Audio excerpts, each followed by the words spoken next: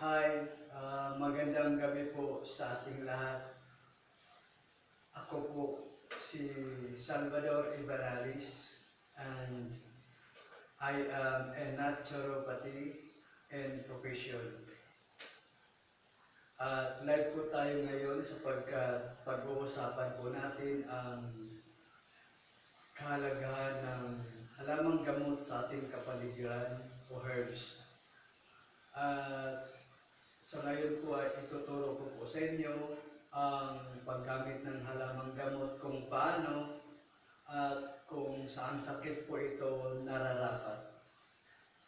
Sana po ay makinig kayong mabuti upang matutunan niyo rin po ang video kong ito. At huwag pong kalimutan na mag-subscribe para sa patuloy niyong pagsubaybay sa channel kong ito. Ngayon po ay mag-umpisa na po tayo at ang pag-uusapan po natin ay ang sakit o lagnat na sa ngayon ay itinuturing na isa sa mga sintomas ayon sa DOH na ng isang taong may COVID-19 virus. Kapag daw sa ngayon daw po kasi ayon sa DOH ay malalaman ang taong may COVID-19 kapag siya po ay may sintomas na lagnat. Ngayon nga po ay atin pong bigyang lunas yon pong sinasabi nilang lagnat. Sapagkat ang lagnat po ay napapagaling po sa pamagitan ng natural na pamamaraan o herbs o halamang gamot na makikita lamang sa ating kapaligiran. Ganito po yun, lagnat, kapag po kayo ay may lagnat o fever. Ang balimbing po, lagundi, okra, at banaba ay isa sa sangkap o paraan upang ang ating lagnat po ay masolusyonan.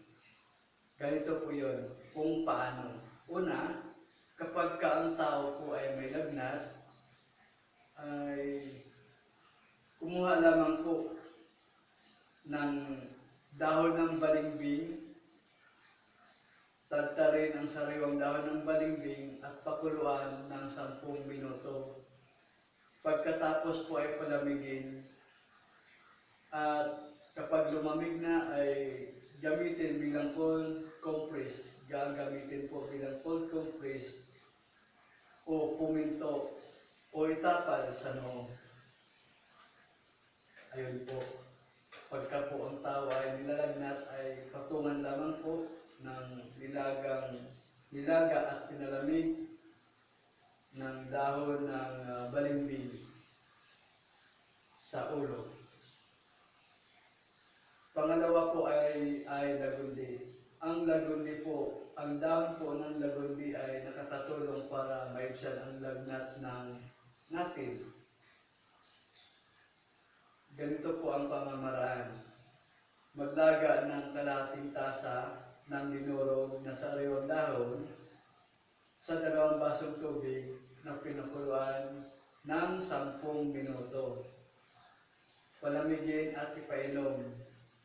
Sa bata, 2 hanggang 6 na taong gulang, 1 kutsara tuwing ika-4 na oras. Kapag po bata po ang nilagnat na may edad na 2 hanggang 6 na taong gulang, ang nilagnat ay painumin ng nilagang dinurog na dahon ng lagundi 1 kutsara kada 4 na oras. Kung ang nilalagnat naman po ay 7 hanggang 12 taong gulang, ulitin ko po, kapag ang nilalagnat naman po ay nasa edad na 7 hanggang 12 taong gulang, ay kalahating tasa ang ipainom ng dinurog sa nilagang dahon ng lagundi tuwing ika-4 na oras. Kalahating tasa lamang po. Kapag naman po ay matanda, ang nilalagnat ay painumin ng 1 tasang nilagang dinurog ng dahon ng lagundi tuwing ika-4 na oras. Ayun po. Ang pangatlong solusyon po ay ang okra. Kapag ka po hindi nakita ang balimbing o kaya ang lagundi pero may okra po, ay ganito po ang gagawin. Kapag kayo po ay nilagnat at walang balimbing at lagundi pero may okra, isangag po o kaya ay bayuhin o gilingin ang buto ng okra. Maglaga ng kalahating tasa sa pinakuloang baso sa 2 basong pinakuloang tubig sa loob ng 15 minuto. Palamigin at ipainom. Sa bata na 2 taon hanggang 6 na taong gulang ay 1/4 na tasa 3 beses maghapon pagkatapos kumain. Kapag ka po ang nilagnat ay 2 hanggang 6 na taong gulang po, ay painumin po ng 1/4 na tasang nilaga ng buto o dinurog ng buto na okra 3 beses maghapon pagkatapos kumain.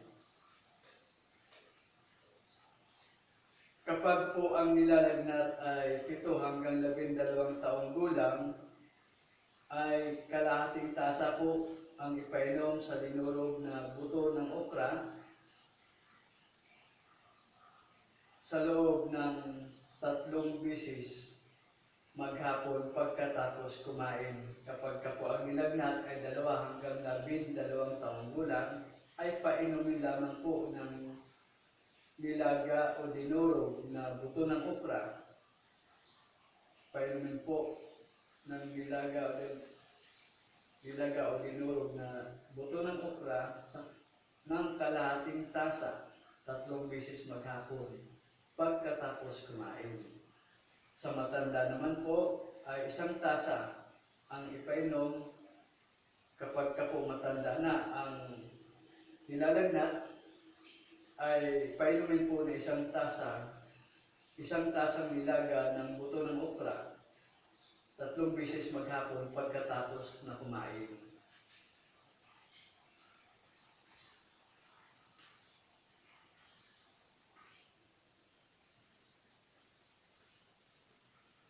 Ngayon naman po ay ang pag-usapan naman po natin ay ang hika. Ang hika po ay may maraming pinanggalingan. Ito ay allergy na maaari sa pagkain, sa tubig, alikabok, at sa pagpupuyat. Maaari din pong ang hika o asma ay nakukuha doon sa gamot na ipinapainom o resita na galing sa doktor. Paano po malulunasan? Ganito po yun. Kalatsotse. Ang dahon po ng kalatsotse ay nakakatulong sa taong may hika o asma o nahirapang huminga. Paano po ang gagawin? Ano po ang gagawin? Magbilot po ng 2 pirasong tuyong dahon ng kalatsotse at gamitin ito bilang sigarilyo, 1 sa umaga at 1 sa gabi. Ganun po yun. Pangalawa po, colitis. Ang dahon po at bulaklak ng colitis ay nakakatulong para sa lumuwag ang paghinga sa mga taong may hika o asma. Ano po ang gagawin? Magpakulo ng murang sangang may bulaklak at dahon na tinadtad sa 5 basong pinakuloang tubig ng 10 minuto. at ipainom. Ipainom po ang kulitis. Ito po ay tugabang sa Bisaya. Sa sanggol po ay 2 kutsara, 4 na bisis bawat araw. Sa bata po ay kalahating tasa, 4 na bisis bawat araw ang pagpapainom sa nilagang dahon at bulaklak ng kulitis. Kapag ka po ang mahika ay matanda, 1 tasa po, 4 na bisis bawat araw ang pag-inom. Ayun po. Kung wala naman pong kulitis ay pwede pong maghanap ng lagundi. Ang dahon po ng lagundi ay nakakatulong din po upang mapaluwag ang paghinga ng taong may asma o hika. Ano po ang dapat gawin o paano ang pamamaraan? Ganito po yun. Ang dahon ng lagundi ay tadtarin at ilaga sa 2 basong pinakulo ang tubig sa loob ng 15 minuto at salain bago gamitin. 15 minuto at ipainom. Sa 2 taon hanggang 6 na taong gulang ay 1 kutsara, 3 bisis bawat araw. Kapag ka po ang may hika ay 2 hanggang 6 na taong gulang ay 1 kutsara po, 3 bisis, 3 times a day bawat araw ang pagpapainom ng nilagang tinadtad na dahon ng lagundi. Sa 7 hanggang 12 taong gulang ay 2 kutsara po ang ipainom, 3 bisis bawat araw. Sa matanda naman po ay 4 na kutsara hanggang 3 bisis bawat araw ang pagpapainom sa nilagang dahon ng lagundi sa 1 taong may hika o asma. Ang sampalok po ay nakakatulong din po upang mapaluwag ang paghinga ng taong may hika o asma. Ang pamamaraan po ay ganito. Kapag ka po ang isang tao ay may hika o asma, walang lagundi, walang kulitis, walang kalatsotse, pero may sampalok, ayun po. Yung sampalok po, yung balat po ng sampalok ay tadtarin ng 1 tasa at pakuluan sa 3 basong tubig sa loob ng 15 minuto bago gamitin. Magtadtad lamang po ng balat ng puno ng sampalok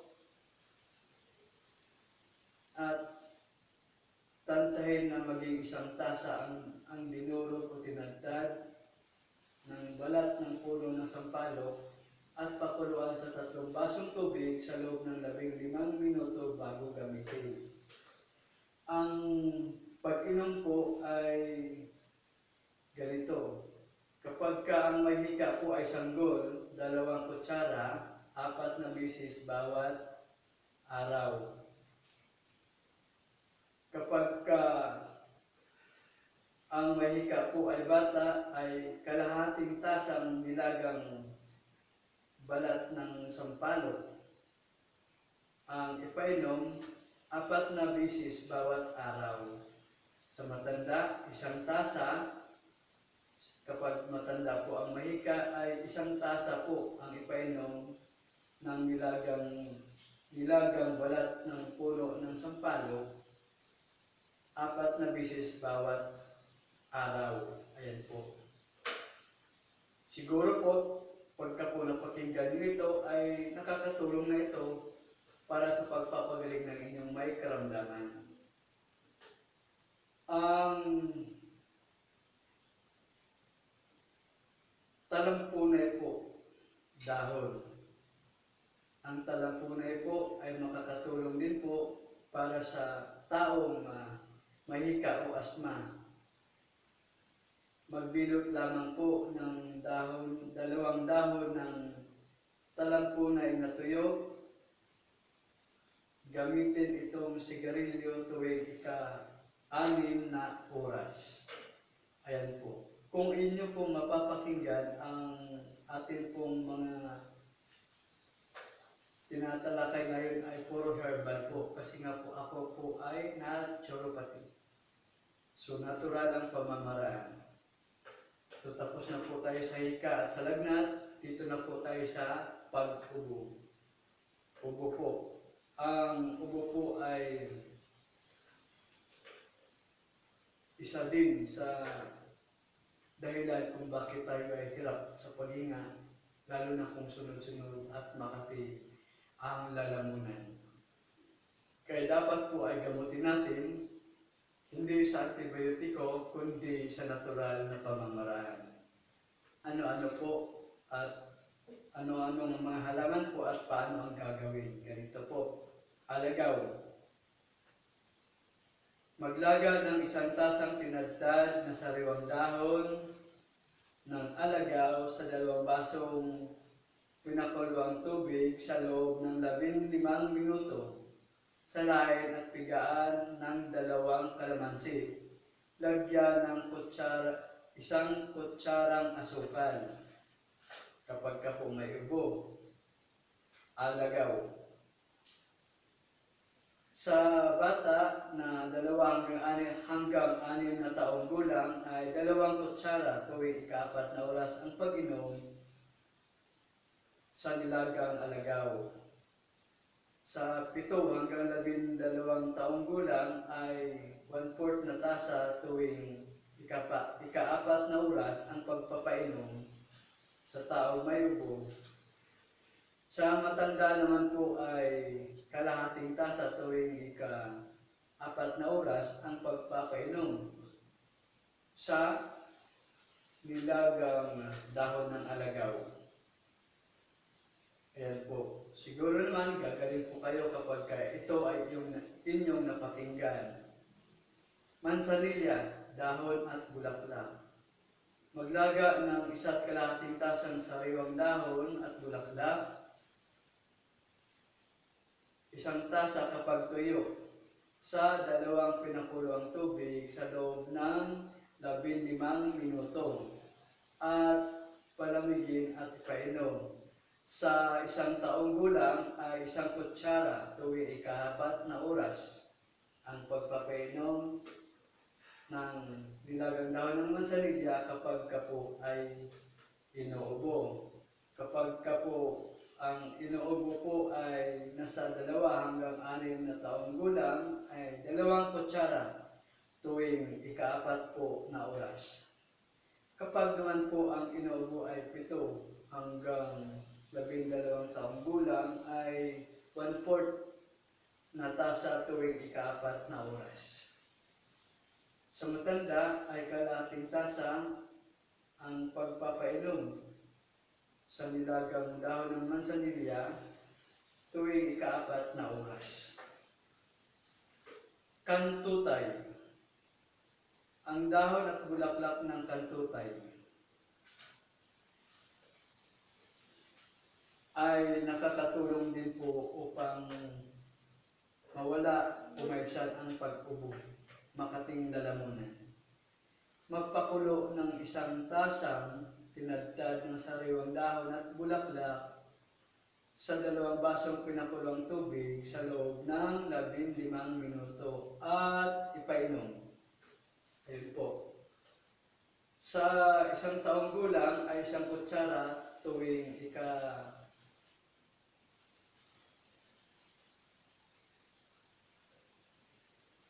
ayun po.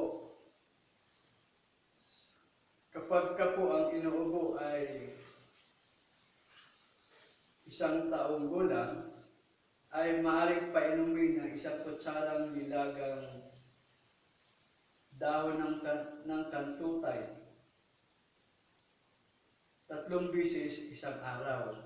Kapag ka ang inuubo naman po ay 2 taong gulang ay 2 kutsara 3 bisis sa isang araw po ang pagpapainom sa nilagang dahon ng kantutay. Kapag ang inuubo po ay 7 hanggang 12 taong gulang, ay painumin ng 1/4 na tasang nilaga ng dahon ng kantutay 3 bisis isang araw. Sa matanda po ay kalahating tasa ang pagpapainom ng nilagang dahon ng kantutay 3 bisis isang araw. Sampalok. Ang sampalok po ay nakakatulong upang makaiwas o maibsan ang pag-ubo, makating lalamunan. Sampalok. Ang sampalok po, ang dahon po ng sampalok ay pakuluan ang 1 tasa ng ginayat ng mga dahon sa 2 basong pinakulong tubig sa loob ng 15 minuto. Palamigin at salain. Hatiin sa 3 bahagi. Inumin ng 3 bisis isang araw. Oregano. Dahon. Ang dahon po ng oregano ay pakuluan ang 1 tasa ng tinadtad na sariwang dahon sa 3 basong pinakulong tubig sa loob ng 15 minuto. At ipainom sa 1 taong gulang ay 1 kutsara 3 bisis sa isang araw. Sa 2 hanggang 6 na taong gulang naman po ay 2 kutsara 3 bisis sa isang araw ang pagpapainom ng nilagang dahon ng oregano. Sa 7 hanggang 12 taong gulang ay 1/4 na tasa ang ipainom sa nilagang oregano 3 bisis sa isang araw. Sa matanda ay kalahating tasa ang pagpapainom sa nilagang dahon ng oregano 3 bisis sa isang araw. Lagundi. Ang dahon po ng lagundi ay nakakatulong sa pagpapagaling sa ubo. Magpakulo lamang po ng 1 tasa ng tinadtad na sariwang dahon sa 2 basong pinakulong tubig sa loob ng 15 minuto. Palamigin at ipainom. Sa 1 taong gulang ay 1 kutsara 3 bisis sa isang araw. Sa 2 hanggang 6 na taong gulang ay 2 kutsara ang ipainom sa nilagang dahon ng lagundi 3 bisis sa isang araw. Sa 7 hanggang 12 taong gulang naman po ay 1/4 na tasa ng pinakulo ang dahon ng lagundi 3 bisis sa isang araw. Sa matanda, kapag ka po ang inuubo ay matanda, ay kalahating tasa ang pagpapainom sa nilagang dahon ng lagundi 3 bisis isang araw. Kalamansi, bunga. Magpiga ng 2 hanggang 3 bunga sa 1 basong tubig na maligamgam. Lagyan ng asukal at inumin ng 3 hanggang 4 na bisis maghapon. Ayan po. Kung inyo pong subaybayan ang aking channel na ito ay may matutunan po kayo para po sa ikapagpapagaling ng ating karamdaman na nagpapahirap sa ating dibdib at likuran. Maraming salamat po, magandang gabi at ingat po tayong lahat. Nawa po ay patuloy po kayong magsubaybay sa channel nito sapagkat marami tayong pag-uusapan tungkol po sa ating kalusugan. Thanks for watching.